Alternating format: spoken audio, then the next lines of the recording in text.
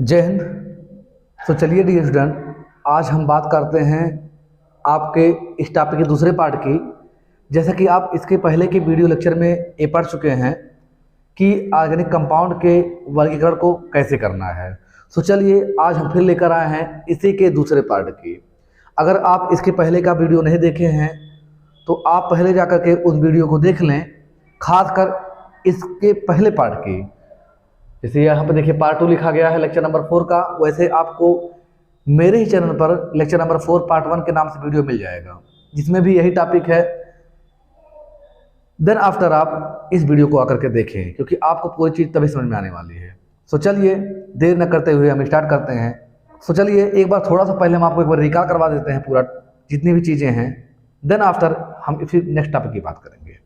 हमने क्या देखा था इसके पहले की वीडियो में कि जो ऑर्गेनिक कंपाउंड्स होते हैं यानी कि कार्बनिक यौगिक होते हैं, कार्बनिक यौगिक ये हमारे होते हैं मुख्य रूप से कितने प्रकार के? तो मुख्य रूप से ये होते हैं आपके टोटल 2 प्रकार के, जिसमें से एक आपका जो टाइप है वो है खुली श्रृंखला या अचक्रीय यौगिक। ऐसा यौगिक, ऐसा ऑर्गेनिक कंपाउंड जिसका जो स्ट्रक्चर हो, बनावट हो, वो खुली श्रृंखला का हो। फॉर एग्जाम्पल हमने बात किया था, एक बार फिर से आपको समझा दें। मान लीजिए इसमें हमने क्या कहा था आपसे कि खुली श्रृंखला मतलब ये जिसमें जो दोनों किनारे के कार्बन हैं वो कार्बन आपस में अटैच ना हो। लेकिन ये चीज़ किसके लिए है?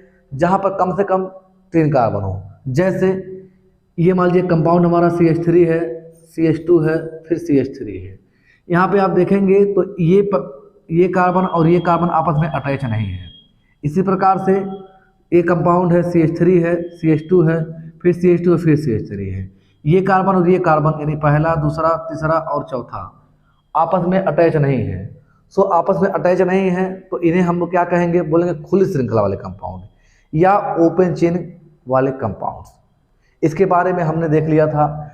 फिर हमने कहा था आपसे दूसरा जो आपका टाइप है वो है साइक्लिक, यानी कि क्लोज चेन वाले, यानी कि जो रिंग का फॉर्मेशन कर रहे हो।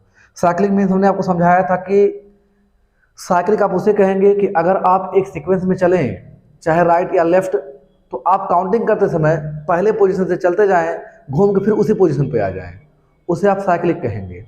जैसे अगर हम यहाँ काउंटिंग करें तो देखेंगे 1 2 3, फिर हम घूम के यहाँ आएंगे तो ऐसा कुछ हो पाएगा। लेकिन ऐसा तो कुछ यहाँ चेन बना ही नहीं है।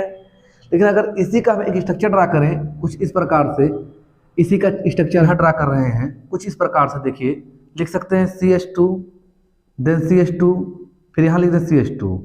देखिए आप इस प्रकार से अगर जोड़ दें इनको तो इसमें क्या हो रहा है कि अगर हम इसको मान लें A पॉइंट, ये B और ये C, यहाँ से आप B तक मूव करिए, फिर B से आप C तक मूव करिए और C से A तक, तो देखिए एक साइकिल बन रहा है।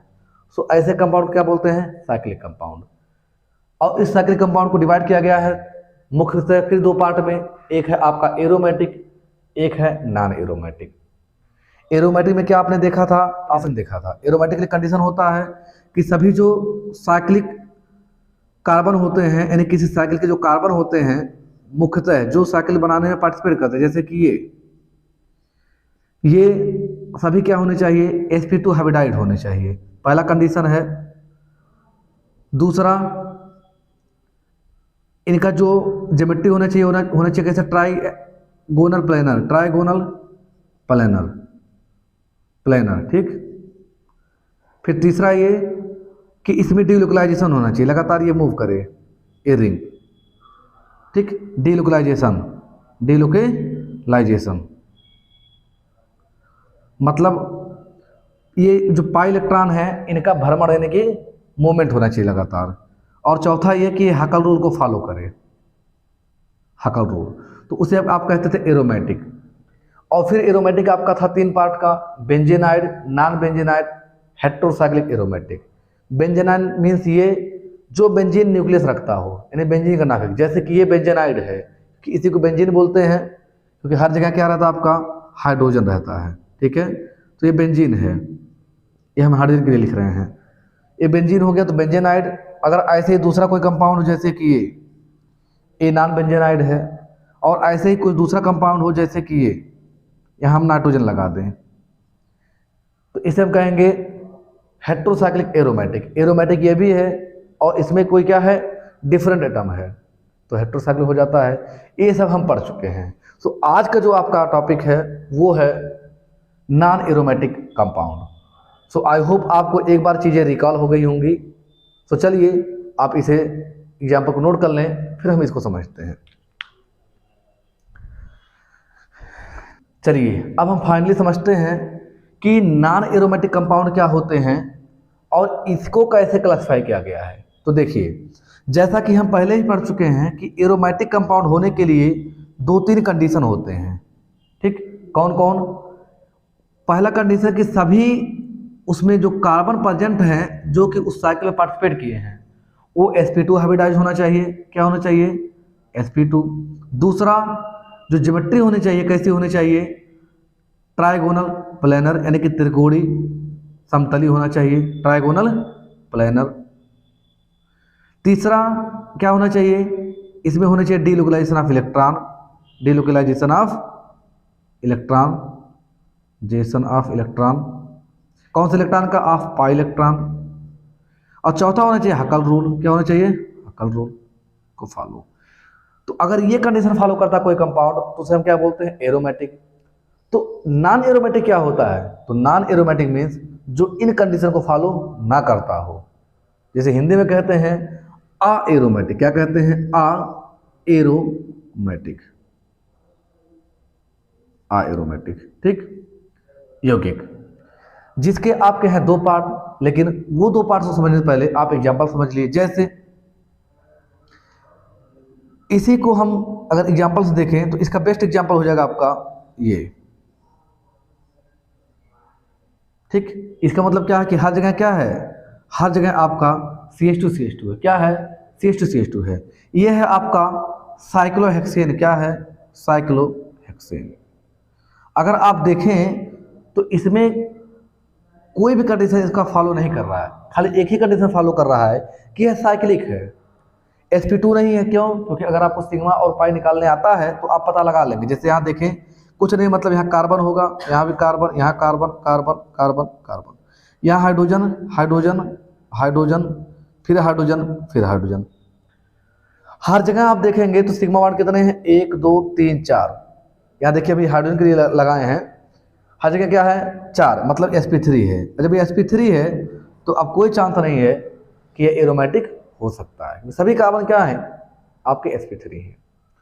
सो जब यह एरोमेटिक नहीं है तो इसीलिए इसका एक दूसरा नाम होता है कि इसे भी हम लोग समटाइम एलिफेटिक कहते हैं। और इसी का एक और नाम है एलिसाइक्लिक कंपाउंड। क्या नाम है? Alicyclic compound. और ये एलिसाइक्लिक कंपाउंड 2 प्रकार के होते हैं। कौन कौन सा? होमोसाइक्लिक और हेटेरोसाइक्लिक। तो चलिए हम समझते हैं 1 बाय 1 होमोसाइक्लिक को और हेटेरोसाइक्लिक को। देखिए, होमोसाइक्लिक का मतलब होता है किसका? होमोसाइक्लिक। इसका मतलब होता है हिंदी में समचक्रीय। क्या होता है? समचक्रीय। ठीक, होमोसाइक्लिक कंपाउंड, वो भी किसका? Homocyclic alicyclic compound. ध्यान रखना पूरा नाम। ठीक, कंपाउंड समचक्रीय। ठीक, समचक्रीय एलिसाइक्लिक कंपाउंड या एली चक्रीय कंपाउंड। इसका मतलब यह है कि इसमें ऐसे कंपाउंड्स रखे गए हैं जो कि एक साइकिल का फॉर्मेशन तो करता है, लेकिन उसमें सभी जो कार्बन्स होते हैं, सभी साइकिल के जो एटम होते हैं वो कार्बन होते हैं। जैसे कि ये क्या है? एक आपका साइक्लोप्रोपेन है। क्या है? साइक्लोप्रोपेन है। इसमें देखिए सब कार्बन, यहाँ भी कार्बन, यहाँ कार्बन, यहाँ कार्बन। सो क्या हो गया? होमोसाइक्लिक। जैसे कि ये भी होमोसाइक्लिक है। तो क्यों ऐसा? इसलिए क्योंकि 1 कार्बन, 2 कार्बन, 3 कार्बन, 4 कार्बन तो हैं।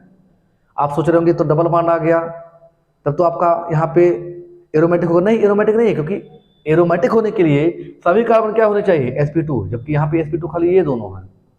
ये दोनों क्या है? sp2, जबकि ये दोनों क्या है? sp3 है। sp3 है। तो ये भी क्या हो गया? होमोसाइक्लिक हो गया। जैसे कि ये देखिए साइक्लोहेक्सेन जो भी बनाए थे, ये भी क्या है? आपका होमोसाइक्लिक है। जैसे कि ये होमोसाइक्लिक ही है लेकिन एलिसाइक्लिक है। इसको आप सोच रहे होंगे कि आपका एरोमेटिक नहीं, एरोमेटिक नहीं क्योंकि यहाँ पे पाई इलेक्ट्रॉन मूव नहीं कर रहा है, तो एरोमेटिक नहीं होगा इस कंडीशन में। तो ये सब क्या है, ये सब होमोसाइक्लिक एलिसाइक्लिक के कंपाउंड है, यानी विषम चक्रीय नॉन एरोमेटिक यौगिक हैं। पूरा आप क्या बोलोगे, विषम चक्रीय आई एरोमेटिक यौगिक। अब हमारा रहा दूसरा, वो क्या है लिखा है आपका, वो लिखा है हेट्रोसाइक्लिक नॉन एरोमेटिक।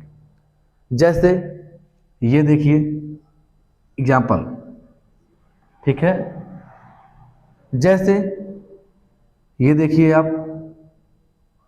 यहाँ हम क्या लगा दें, मान लीजिए हम लगा दें एक नाइट्रोजन रिंग, एक ऐसे, फिर इतना बड़ा कर दें ऐसे, या हाइड्रोजन जोड़ दें, ये हेट्रोसाइक्लिक है। हेट्रो मीन्स क्या, साइकिल बन रहा हो लेकिन वहाँ पे कहीं ना कहीं कार्बन के अतिरिक्त कोई दूसरा कंपाउंड हो, तो उसे हम क्या बोलेंगे, हेट्रोसाइक्लिक। और चूंकि यहाँ पे sp2 वाला यानी कि ये चारों कंडीशन नहीं फॉलो हो रहे हैं, तो इसे हम क्या बोलेंगे, इसे बोलेंगे हम नॉन एरोमेटिक। आई होप आप इन एग्जाम्पल को समझ गए होंगे। और एग्जाम्पल देखिए, जैसे कि ये आगे आपको सबका नाम बताया जाएगा, परेशान मत होइए, फिर नॉमेनक्लेचर है आपके आगे टॉपिक।